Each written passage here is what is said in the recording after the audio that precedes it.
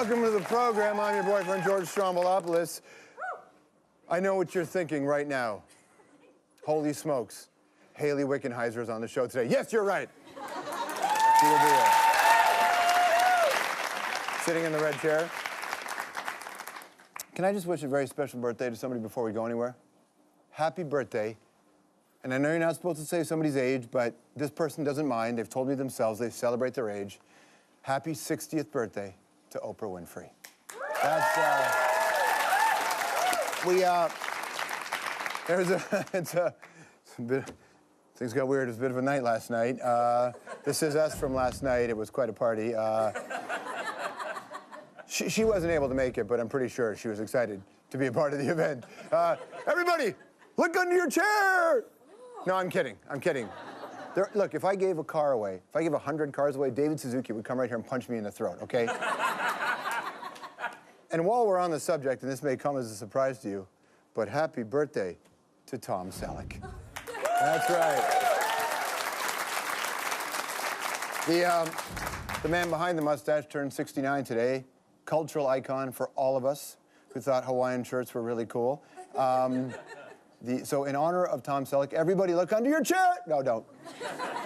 You know what I can give you on this special day? A picture of Tom with no flavor saver.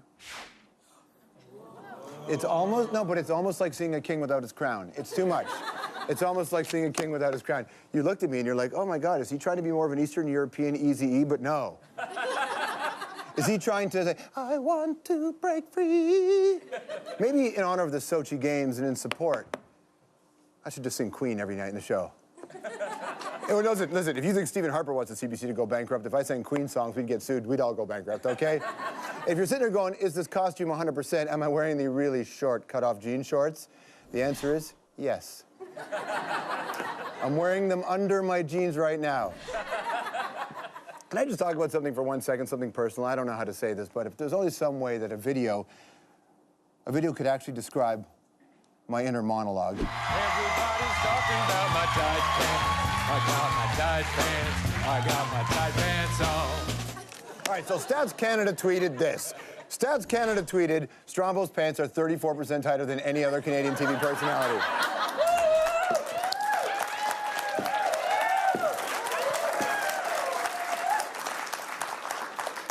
Let me say this. When they came around to take the official measurement to check, the inseam part of the conversation, very intimate. And while I'm honored to accept that award, I have been friends with Jian Ghomeshi for a long time. We've been pals since before I started working at CBC, and I can tell you right now, if he were to find out he didn't win this award, it would kill him. So let's keep it our little secret. Nobody needs to get to jeggings. Let's deal with today. All right.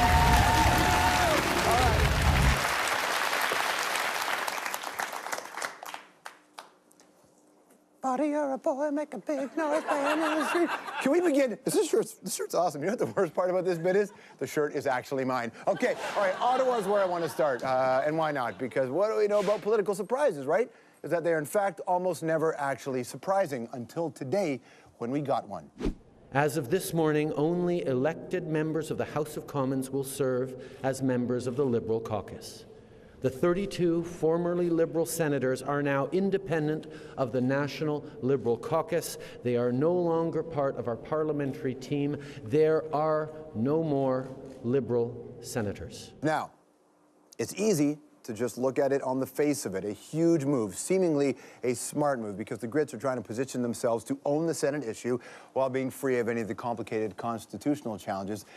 It's not all idealistic nobility. It's really easy to do when you have a minority and when you're not, in fact, even the official opposition in the House of Commons. There's probably a little Machiavelli planning going on in there, even though most people don't remember that Machiavelli lost in the end.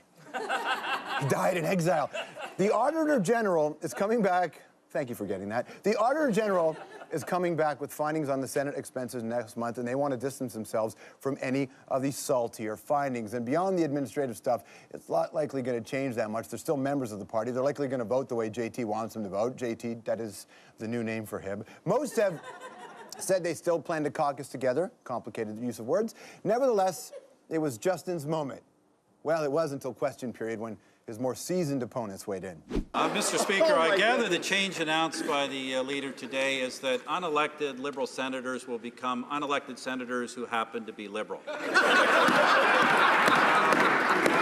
In fact, his leader in the Senate said the following in response to his announcement. I'm not a former Liberal, I'm a Liberal, and I'm a Liberal senator. He also said, I suspect that not a great deal will change. That has to be the understatement of the year.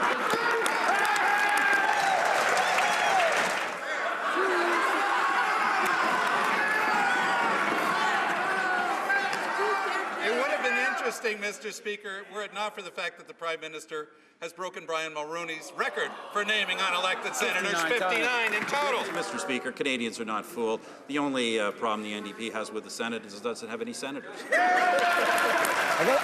First of all, yes, that thing you hear is the sound of 1 million high school students joining the debate club. It's nice when they're fiery, but when was the last time Thomas Mulcair and Prime Minister Harper had smiles on their faces in question period? Now, obviously, JT took some heat there, but let's face it, it is still a bold move. I would say, though, he's got a lot to learn when it comes to playing tougher in there. Prime Minister, leader of the official opposition, they don't check anything before they get in there. They don't check a hair before they get in. They file their knuckles. Speaking of the PM, did you catch him on television last night during President Obama's State of the Union speech and a certain ad that aired on MSNBC?